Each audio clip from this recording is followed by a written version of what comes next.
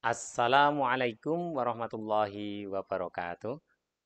Selamat pagi anak-anakku semuanya, siswa-siswi MIT Bakti Ibu. Jumpa lagi dengan Ustadz dalam pelajaran fikih kelas 4 ya. Sebelumnya kita telah mempelajari tentang khitan.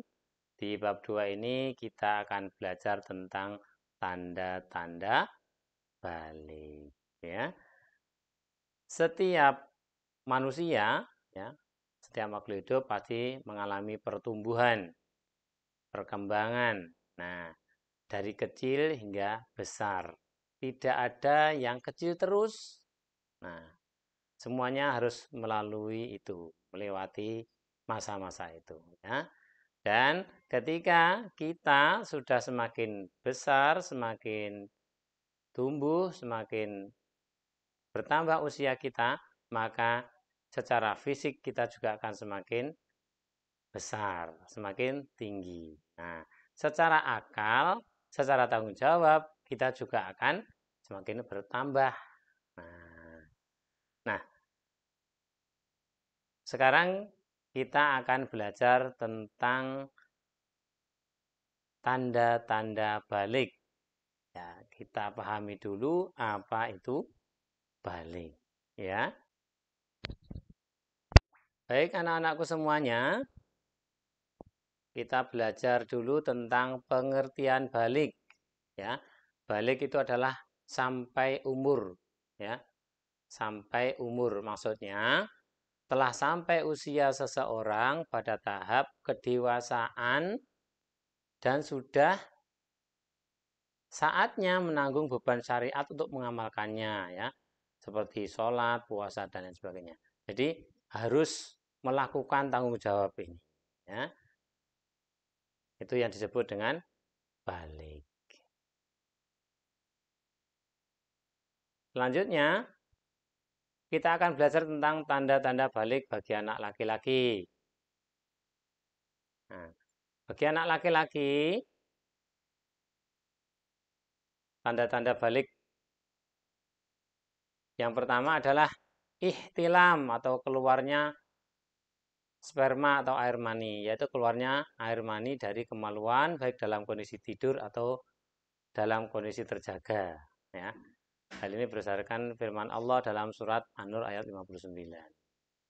Jadi nanti kalau semakin besar, badan kita, tubuh kita itu akan memproduksi air sperma. Itu tandanya bahwa fisik kita itu sudah mulai dewasa.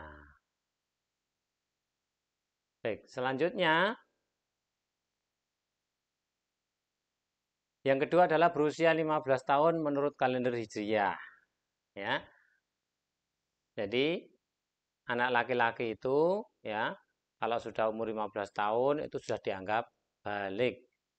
Nah, walaupun belum 15 tahun tapi kalau sudah ihtilam tadi ya, mimpi basah itu berarti sudah balik ya.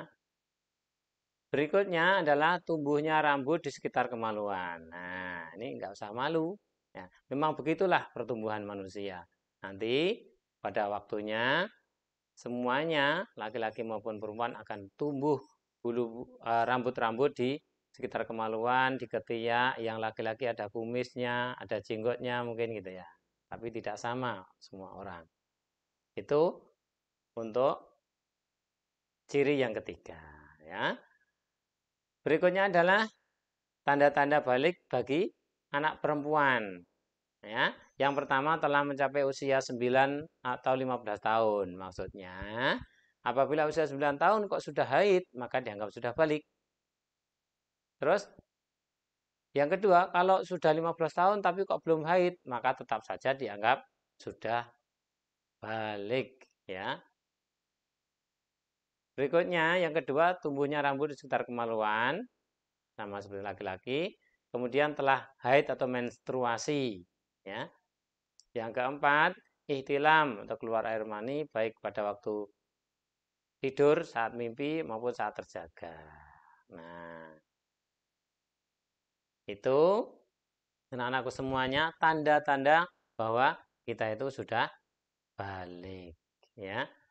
Nah, dengan bertambahnya usia, dengan tercapainya usia balik kita, maka diharapkan semuanya mampu melaksanakan kewajiban-kewajiban yang harus dilakukan, ya, dan meninggalkan larangan-larangan yang Allah larang. Jadi kalau nggak melakukan perintah, kalau sudah balik berarti berdosa, dosanya ditanggung sendiri, ya. Kalau melanggar atau bermaksiat, melakukan larangan Allah malahan, itu berarti dosa. Dosanya juga ditanggung sendiri, bukan lagi orang tua. Maka dari itu, mulai sekarang mari kita bersiap-siap. Suatu saat nanti kalau kita sudah masuk akil balik, maka kewajiban-kewajiban kita, terutama yang fardu, seperti sholat 5 waktu, puasa, dan lain sebagainya, itu sudah bisa kita biasakan dan dilaksanakan dengan sebaik-baiknya. Demikian juga dengan larangan-larangan Allah, kita sudah terbiasa untuk meninggalkan larangan Allah, menjauhi larangan-larangan Allah. Demikian, semoga bermanfaat. Selamat belajar. Silakan buka literasi yang lain, mengambil dari sumber yang lain boleh. Dan kita berusaha untuk memahami serta melaksanakan ketentuan-ketentuan yang Allah telah berikan kepada kita. Assalamualaikum warahmatullahi wabarakatuh.